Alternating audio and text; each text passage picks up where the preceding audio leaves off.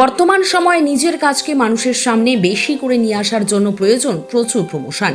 আর এই প্রমোশন তৈরি হয় এক একজন নতুন নতুন মানুষের সাথে যুক্ত হয়ে। তাই তো গ্ল্যামর বি প্রোডাকশন হাউসের পক্ষ থেকে গত 19শে এপ্রিল অক্ষয় তৃতীয়ার দিন হয়ে গেল গ্র্যান্ড বাংলা নববর্ষ ক্যালেন্ডার লঞ্চ। এখানে দেখা গেল সম্পূর্ণরূপেই চাঁদের হাট। ইন্ডাস্ট্রির বহু খ্যাতনামা মানুষজন থেকে শুরু করে বহু বিশিষ্ট ব্যক্তিবর্গরা উপস্থিত হয়েছিল এই ক্যালেন্ডার লঞ্চ অনুষ্ঠানে। আর এই অনুষ্ঠানের মস্তিষ্ক প্রসূত করেছিল এই প্রোডাকশন হাউসের কর্ণধার রূপা নন্দী এবং চন্দন দিন্দা। সামগ্রিক অনুষ্ঠানটিতে সঞ্চালনার দায়িত্বে ছিলেন ইনফ্লুয়েন্সার এবং রিপোর্টার স্নেহা দাস। অনুষ্ঠানে আমাদের সবার প্রিয় রাহুল অরুণোদয় বন্দ্যোপাধ্যায়কে স্মরণ করে 1 মিনিট নীরবতা পালন করা হয়। এছাড়াও চলে নববর্ষের কবিতা পাঠ পর্ব। এরপর হয় একটি কেক কাটিং পর্ব। বহু অতিথিবৃন্দরা উপস্থিত হয়েছিলেন এই অনুষ্ঠানটিতে। এসেছিলেন বিশেষ অতিথি হিসেবে শুভশ্রী চক্রবর্তী এবং অভিনেত্রী তানিয়া। এছাড়া উপস্থিত ছিল সৌভিক মুখার্জি, ইন্দ্রাণী গাঙ্গুলি, রাত্রি ঘটক, সৌভিক ভট্টাচার্য, পারমিতা পাল ছাড়াও অন্যান্য অতিথিরা। এই মঞ্চ থেকে এদিন প্রদান করা হয় অন্নপূর্ণার সম্মান ও শ্যামা পূজার সম্মান। গ্ল্যামর বিটের আগত ফিল্ম নয়নের মণি ট্রেলার লঞ্চ অনুষ্ঠিত হয়েছিল এই দিনের অনুষ্ঠানের মধ্য দিয়ে। আসুন দেখে নিন এই বাংলা ক্যালেন্ডার লঞ্চ অনুষ্ঠানটির বিশেষ কিছু মুহূর্ত। আপনারা দেখছেন বং সিরিজ, বঙ্গের সৃষ্টি, বঙ্গের কৃষ্টি। আহ বাংলা ক্যালেন্ডার লঞ্চটা আজকে করতে পেরে ভীষণ ভালো লাগছে। যাদের নিয়ে আমরা কাজটা করেছিলাম তো তারা সব মিলিয়ে খুবই ভালো লাগছে। বর্ণনা শুরু করছি তোমার কাছে। শুভ নববর্ষের শুভেচ্ছা জানিয়ে শুরু করছি। আজকের এই যে প্রয়াস তোমরা শুরু করলে, কতজন এখানে সম্মানিত হলো এবং অতিথি হিসাবে কারা কারা ছিল, জাস্ট কয়েকজনের নাম বলে আমাদের বলো। আমাদের প্রায় 40 থেকে 50 জন। সবাই ছিল আর যারা আর শুটে যারা ক্যালেন্ডার শুট করেছিল তারা ছিল শুভশ্রী, শুভশ্রী, তানিয়াদি, তাছাড়া জানিদি, সৌভিক দা, সৌভিক মুখার্জি দিদি আছেন, তিনি এসেছেন, রাত্রি দিদি এসেছেন। ওনারা ক্যালেন্ডার শুটে করেনি, বাট বাট আমরা ইনভাইট গেস্ট ইনভাইট হিসেবে ছিলেন করেছিলাম, আমাদের দিদিরা সাথে। এসেছেন। তো ভীষণ ভালো লাগছে। তাছাড়া বাকি সবাই এসেছে। এখানে দেখতে পেলাম অনেকজন অতিথি হিসাবেও তারা উপস্থিত ছিল। হ্যাঁ, হ্যাঁ, তো আগাম এবং বিশেষভাবে আমরা দেখলাম যে শ্যামা সম্মান, বন্যা সম্মান যেটা হ্যাঁ, হ্যাঁ, এখানে বিশেষভাবে দেওয়া হয়। হ্যাঁ, তো সেই বিষয়টা জাস্ট বলো যে এখানে 2025-এর ঘটনা 2026 হ্যাঁ, হ্যাঁ।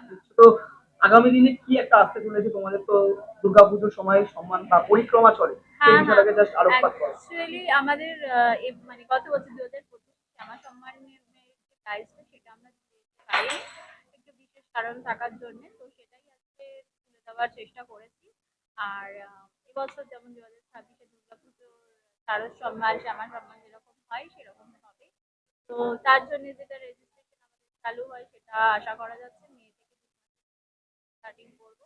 আমাদের সঙ্গে যোগাযোগ, তো আমাদের ওয়েবসাইট আছে, ফেসবুক পেজ আছে, আমাদের সঙ্গে যোগাযোগ করলে আমরা ডিটেলস জানিয়ে দিই। শেষ পর্যন্ত তোমার কাছে আসবো দাদা। আজকে আমরা দেখলাম মিউজিক ভিডিও তোমাদের কাজ হ্যাঁ। করেছে এবং শর্ট ফিল্মের ক্ষেত্রে নয়নের মণি তার মধ্যে অন্যতম।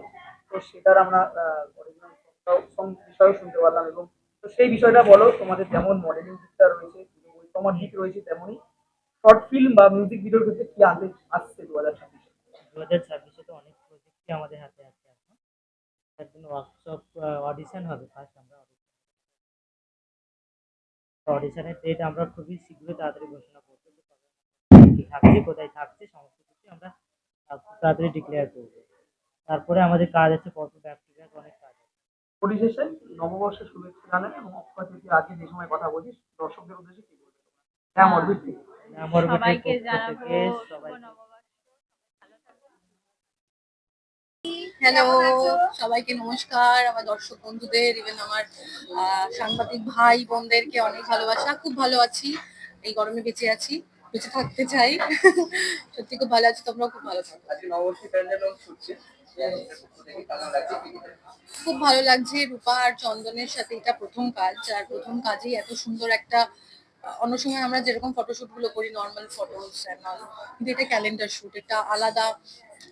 একটা কি বলবো, আকর্ষণীয়। ক্যালেন্ডারটা দেখলে বুঝতে পারবে সবাই, খুব সুন্দর কাজ হয়েছে, খুব ভালো অভিজ্ঞতা।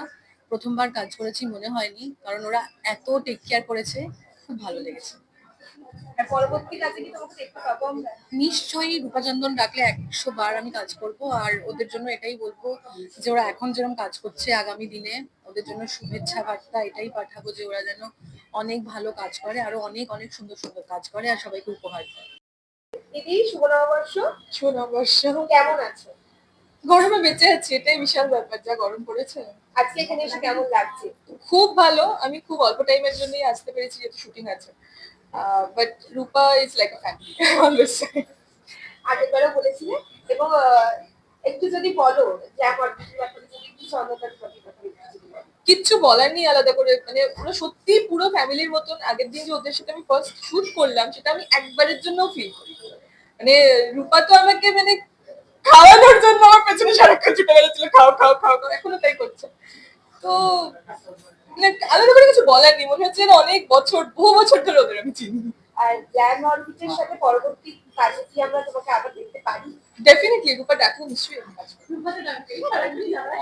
একটুখানি নয়, অনেকটা, মানে পুরো শেষের মুখে দৌড়াতে দৌড়াতে আমি এসেছি। তার কারণ হচ্ছে আমার ফার্স্টে একটা শুট ছিল, এই যে হাতে আলতা করা আছে, যাতে শুটটা ছিল বোঝার নাম। তো যাই হোক, ওটা গিরিশ পার্কে করে তারপর আবার একটা ইনভিটেশনে গেছিলাম, ওটা করে তারপর রূপাদিতে আমি মেট্রো পাচ্ছি না, এদিকে বাস পাচ্ছি না, মানে এমন অবস্থা, দৌড়াতে দৌড়াতে দৌড়াতে দৌড়াতে এসেছি। তারপর রূপাদি আমার কিছু বলেনি, বকা দেয়নি, থ্যাংক ইউ। হালখাতা, বাংলা ক্যালেন্ডার, বাংলা নববর্ষ, এগুলো সত্যি হারিয়ে যাচ্ছে।